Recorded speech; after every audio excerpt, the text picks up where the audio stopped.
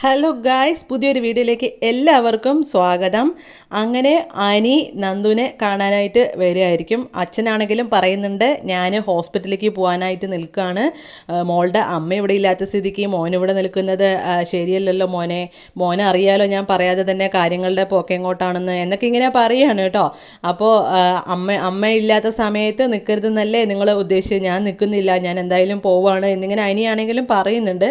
അപ്പോൾ നമ്മുടെ നന്ദു ആണെങ്കിലും പറയുന്നുണ്ട് കേട്ടോ, കഴിവതും ഇങ്ങോട്ട് വരാതെ തന്നെ നോക്കണം. ഇനിയിപ്പോൾ ഇതിൻ്റെ പേരിലൊരു പ്രശ്നമൊന്നും ഉണ്ടാവരുത്.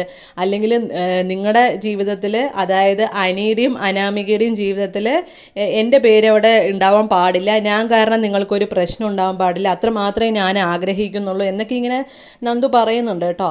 അപ്പോൾ അനിയാണെങ്കിലും ഇല്ല, ഞാൻ എന്തായാലും പുതിയ വീട് എങ്ങനെയുണ്ട്, എന്തെങ്കിലും ആവശ്യമുണ്ടോ എന്നൊക്കെ അന്വേഷിക്കാൻ വേണ്ടി വന്നാണ്, ഞാൻ ഏതായാലും പോവാണെന്ന് പറഞ്ഞ് അച്ഛനോടും അതേപോലെ തന്നെ നന്ദുവിനോടും യാത്ര പറഞ്ഞ് അവിടുന്ന് അനി പോവുകയാണ് ചെയ്യുന്നത്. ശേഷം കാണിക്കുന്നത് ഹോസ്പിറ്റലായിരിക്കും. അവിടെ നയനയെ കാണുകയാണ് കേട്ടോ നമ്മുടെ ആദർശ്.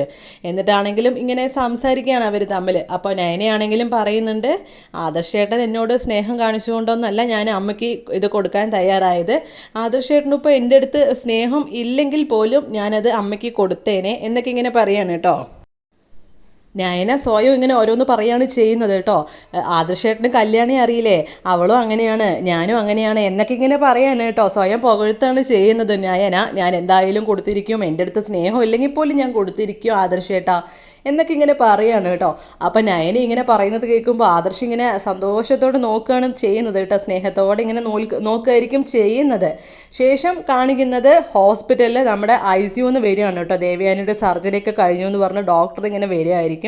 എന്നിട്ട് ഡോക്ടർ ആണെങ്കിലും പറയുന്നത് ഇവരുടെ കാര്യം തന്നെ ആയിരിക്കും കേട്ടോ. രണ്ടുപേരുടെയും സർജറി കഴിഞ്ഞു, രണ്ടാളും ഓക്കെയാണ്, ഇനിയെല്ലാം ഈശ്വരൻ്റെ കയ്യിലാണ്. അമ്മായിയമ്മ ഇനിയെങ്കിലും ആ ഒരു മരുമകളുടെ സ്നേഹം തിരിച്ചറിയട്ടെ എന്നൊക്കെ ഇങ്ങനെ ഡോക്ടറും അതിൽ ഇടപെടുകയാണ് ചെയ്യുന്നത് കേട്ടോ.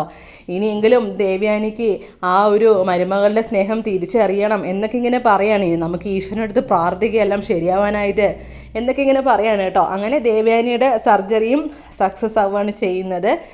രണ്ടാളും അപ്പോൾ ഓക്കെ ആയി കേട്ടോ. ഇനി ഇതൊക്കെ നമ്മുടെ ദേവയാനി അറിഞ്ഞാൽ എന്ത് പറയും എന്നൊന്നും നമുക്കറിയില്ല, എല്ലാം നമുക്ക് കണ്ടു തന്നെ അറിയണം. അതുപോലെ തന്നെ നമ്മുടെ കനകയാണെങ്കിൽ നയനയെ പോയി കാണുന്നുണ്ട്. എന്നിട്ട് പിന്നെ നയനയും കനകയും ഇങ്ങനെ സംസാരിക്കുകയാണ് കേട്ടോ.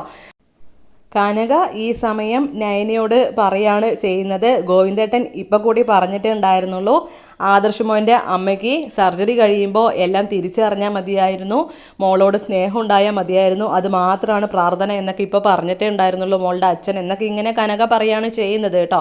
അപ്പോൾ നയനയാണെങ്കിലും ആശ്വസിപ്പിക്കുകയാണ് ചെയ്യുന്നത്, എല്ലാം ശരിയാവും അമ്മ, എന്തായാലും അമ്മയ്ക്കൊന്നും പ്രശ്നമില്ലല്ലോ, സർജറി എല്ലാം സക്സസ് ആയില്ലേ, അതിനെനിക്ക് സന്തോഷമുണ്ട്, നമ്മൾക്ക് നല്ലത് ചെയ്യുന്നവർക്ക് മാത്രമേ നമ്മൾ നല്ലത് ചെയ്യാവോ, തിരിച്ച് അങ്ങനെയൊന്നും ഇല്ലല്ലോ അമ്മേ, എന്തായാലും എനിക്ക് പറ്റുന്നതൊക്കെ ചെയ്തിട്ടുണ്ട്, ഞാനും ഇപ്പോൾ ഓക്കെ ആയി, ഇനി ആരും ടെൻഷൻ ആവേണ്ട കാര്യമില്ല, അമ്മ എപ്പോഴെങ്കിലും അറിഞ്ഞാൽ മതി, ഇനിയിപ്പോൾ ഞാനാണ് ഇതൊക്കെ തന്നതെന്ന് അറിഞ്ഞില്ലെങ്കിൽ എനിക്ക് ഒരു കുഴപ്പമില്ല അമ്മ എന്നൊക്കെ ഇങ്ങനെ ഭയങ്കര സംസാരമായിരിക്കും കേട്ടോ നമ്മുടെ നയന.